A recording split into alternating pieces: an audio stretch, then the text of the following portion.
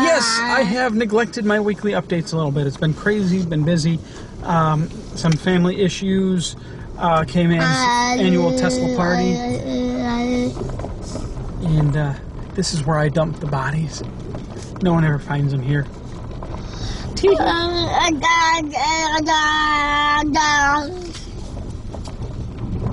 get out of here, buddy. Well, so let's do some catching up. There's a lot to report on. How do I get out of here?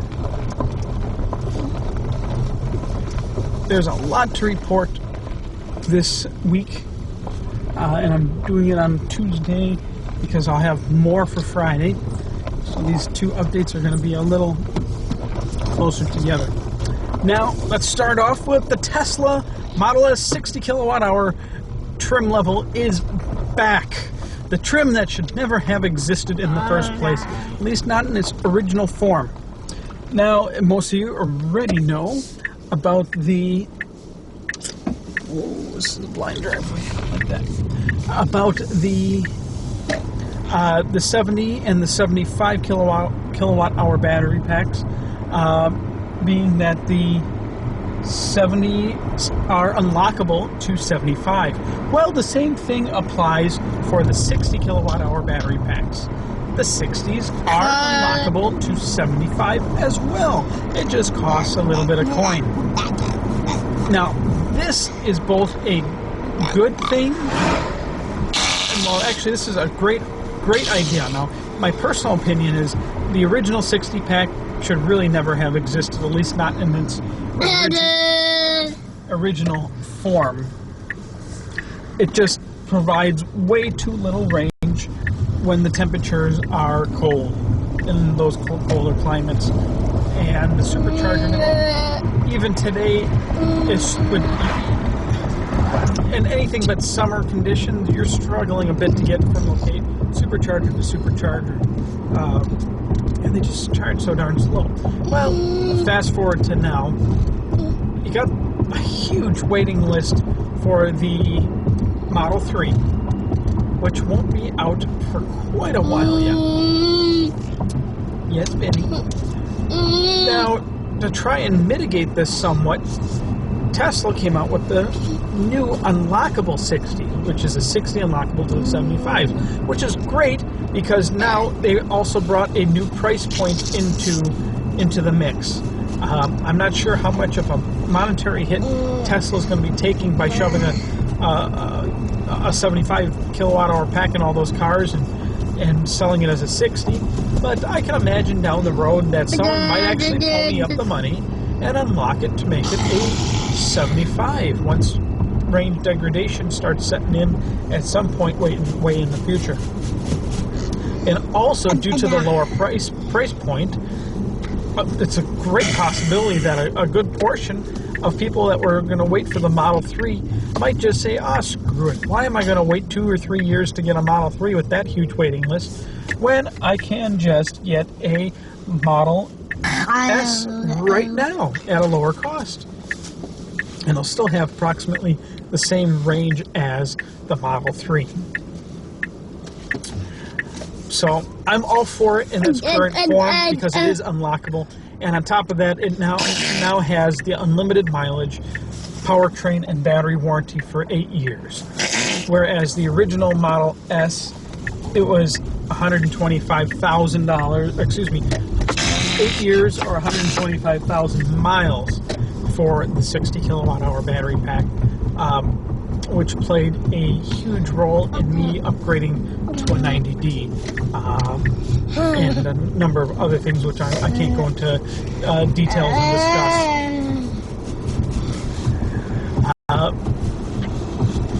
Billionaire Ron Barron thinks Tesla will become one of the world's largest companies or corporations.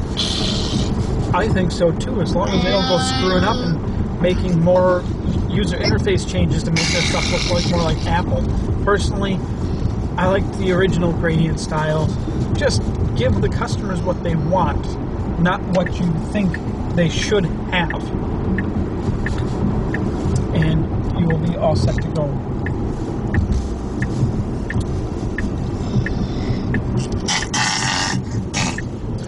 For a chuckle, Toyota Mirai has hit a milestone. Those unfamiliar with it, I think I just took the wrong turn. Vinny, sit back. Good boy. Those unfamiliar with the Toyota Mirai, that is Toyota's fuel cell vehicle. The milestone is they just finally hit 300 sold. Oh, what a whopping number in a useless vehicle. What happens if you run out of hydrogen? Where are you going to go fill up? You can't just fill them up anywhere. There's no infrastructure for it. And remember, Toyota is a company that snubbed its nose at pure electric. Yes, they dabble in it a bit, and they have the Prius, but they did make a statement a few years back. No outlet. Where the heck are we? I don't know. You tell me. No outlet. No outlet. Huckleberry Court. Sounds like a pie. So, okay, oh, I'm sorry, not 300. Did I say 300 sold? 250 vehicle sale milestone. So, impressive.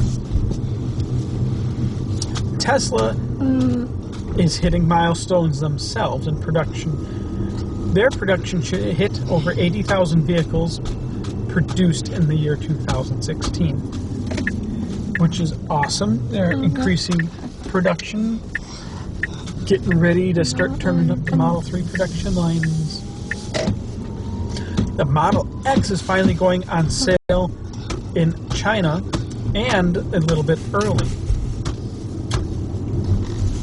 The Rob report lists the Model Model S as the best sedan for 2016. Those not familiar with the Rob report kind of lists the highest end vehicles that you can purchase. So that's where this road goes. Huh. How about that? Oh, I know where I am now. I sold the lady that owns that house a scooter. And then she left it uncovered outside all winter. Thing was like pecked to death by rodents. And she tried to get me to fix all that rodent damage under warranty.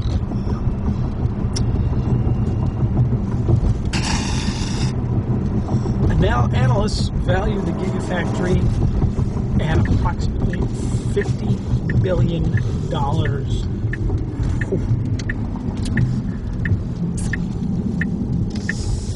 Now, there's also some false reports out recently that Tesla was planning on switching battery suppliers, which doesn't really make sense given that Tesla's building their own damn battery factory. Elon shot down those statements, and in fact, Panasonic is currently and is expected to be the only battery supplier / partner for the Tesla Model S and Model X, as well as the upcoming Model 3. Now, what sparked the speculation was that Tesla got a batch of Samsung cells in, but due to the quantity of cells and the type of cells, it would make more sense that those went for the Tesla Energy programs to build off-grid and grid-connected battery storage systems. The Model X recently got a firmware update that improves falcon door and seat operation. Squirrel! And a new UMC design, as well as a different price. Tesla has a new UMC design that has a permanent installed 1450 plug on the end, and it's a flat style, so that way it sits flush with an outlet, so that way you can completely close weatherproof boxes for outdoor outlet installations. Currently, with the way the adapters stick on the end of the UMC cords, that is not always possible.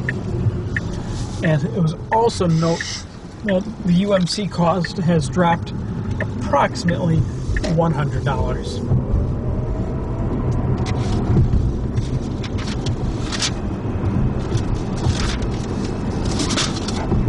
Kayak.com.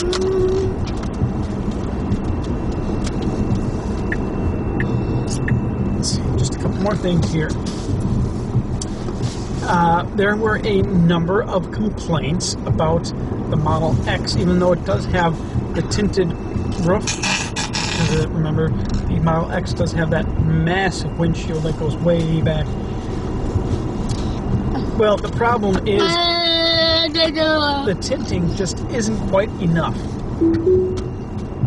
So Tesla is providing free sunshades to Model X owners to help reduce the amount of sun and glare coming into the vehicle. Now, if you live in a colder climate, that additional sunlight coming in will definitely help you use less electric for heating in the winter. However, in the summer, you will bathe.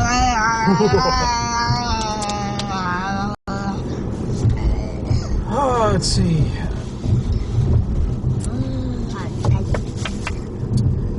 Now, I gotta make an honorable mention. There is the Automotive Design House, Pininfarina, who previously designed some of my favorite vehicles in the world. And if you're thinking, oh, Nissan? Yes, I like Nissan. But no. The other vehicle that's always sitting in my driveway might give you a little hint, tip off to what I'm referring to. And that would be Alfa Romeo. My other most favorite designed cars in the world are Alfa Romeos. And, oh man, when I love a 4C. But alas, they are not electric. And alas, I don't have that kind of coinage. So I don't have one. But I do have a 164. It's a little old. And I did convert it to electric. But Pininfarina has designed a number of Alfa Romeos. What am I getting at? Well, Pininfarina is currently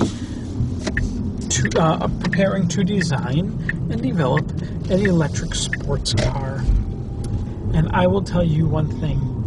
No matter how well or poorly it drives, it will be a work of art on wheels. I mean, seriously, it's Pininfarina. You don't get more beautiful than Pininfarina. Well, you might, but that's good stuff.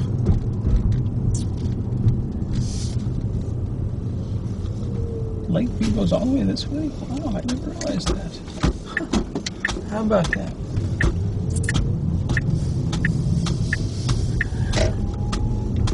We had 2 weeks ago, a week and a half ago, Kman's annual barbecue. And it was great. We had a good group of people. We had 3 Model S's, including my own. We had a Chevy Volt. And Calvin, please note, I did stop calling it a shitty Volt. They redeemed themselves somehow somewhat in the 2016s. And the ELR is dead. Thank you. But we had a blast. We had a couple come from just a little bit south of where I live. And we also had a couple from Ontario, Canada. Of course, Calvin, Mike, and some other people from Madison, and Tom and his wife again, and their Camry hybrid from Appleton, Wisconsin. We had a great time. We even took our own train out for our train ride this year, and it was fun. Oh, did we have a blast. We had poorly designed Tesla-themed cake. My fault. And it was great. You can see Calvin's channel and Mike Anthony's channel for some videos about the event. For a change, I was kicking back and enjoying myself, which I rarely get to do. Garage door opener.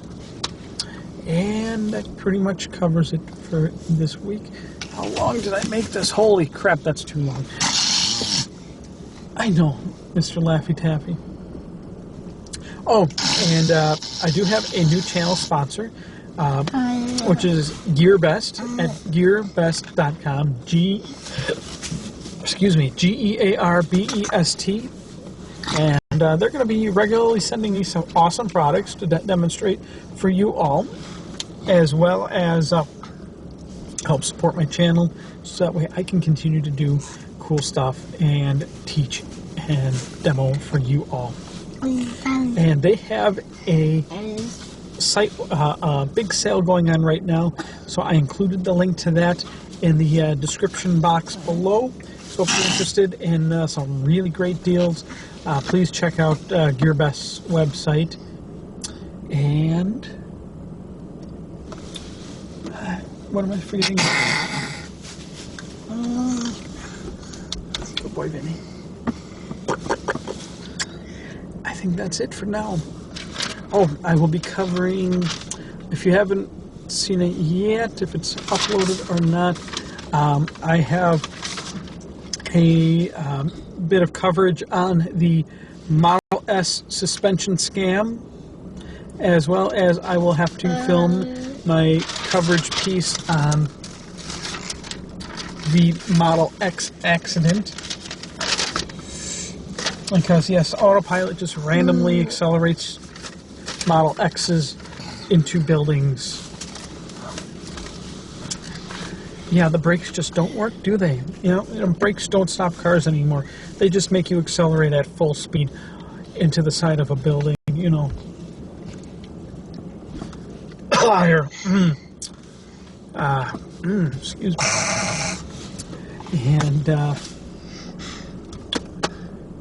another note. I have one, two. I'm gonna sneeze again. Oh. I need biohazard mode. This pollen's starting to really get to me.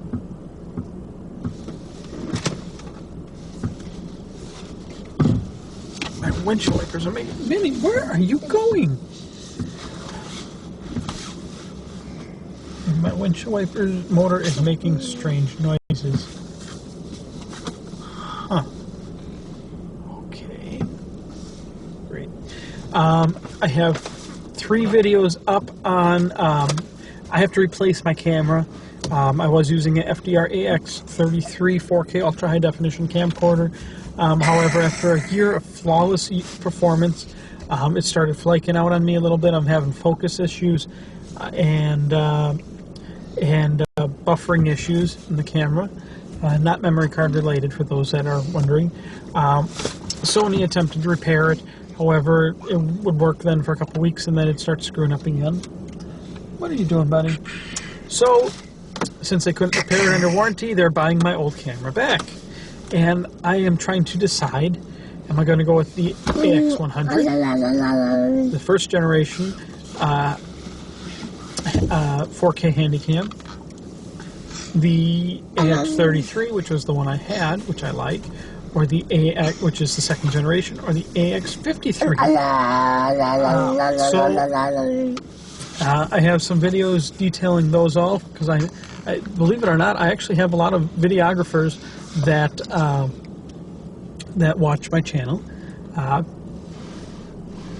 everybody. So I just have to send my opinion pieces on that, as well as video samples, because I do have all 3 of those cameras in my possession right now, because I have my old one, which, I mean, it's an intermittent problem, which actually I don't have in my possession anymore, because I just shipped that one back 20 minutes ago. We just left FedEx, so that one's on its way back to Sony. The AX53 is on its way back to Amazon, because someone had opened it, it looked like, and returned it, and it has a flaky record button. To be honest, it looks like someone took it out, used it on vacation, and then must have returned it. That's kind of what it looks like. So the replacement of that one will be here tomorrow. And I've managed to pick up an AX100 from Best Buy. It was an open box item, and that's what I'm using right now. So I've just been playing around with all 3 different ones, trying to figure out which one best suits, you know, would work the best for me.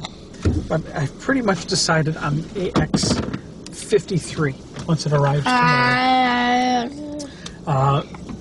Much better low light. A lot of my low light videos are absolutely horrible video quality because the AX33 really suffered in the low light area.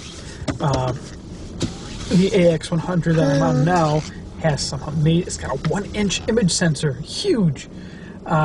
So that is awesome for low light. But the AX53, even though it doesn't have a huge image sensor like the AX100, it does have 1.6 times larger pixels than the previous generation of camcorder, a 4K camcorder. So, side-by-side tests, and a lot of playing around, I decided on the 53 because it also has the Boss optical stabilization, which has absolutely nothing to do with Teslas. So why am I telling all of you about it right now? If you're interested about the cameras I use, go watch my camera videos. We're home now, after driving around in circles for the last 16 minutes after leaving FedEx.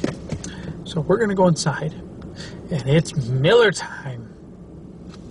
Okay, no, I lied. It's not Miller time. It's Leinenkugel time. Miller time sounds better. Ah, forget it. I'm just going to go have a freaking beer. See y'all later.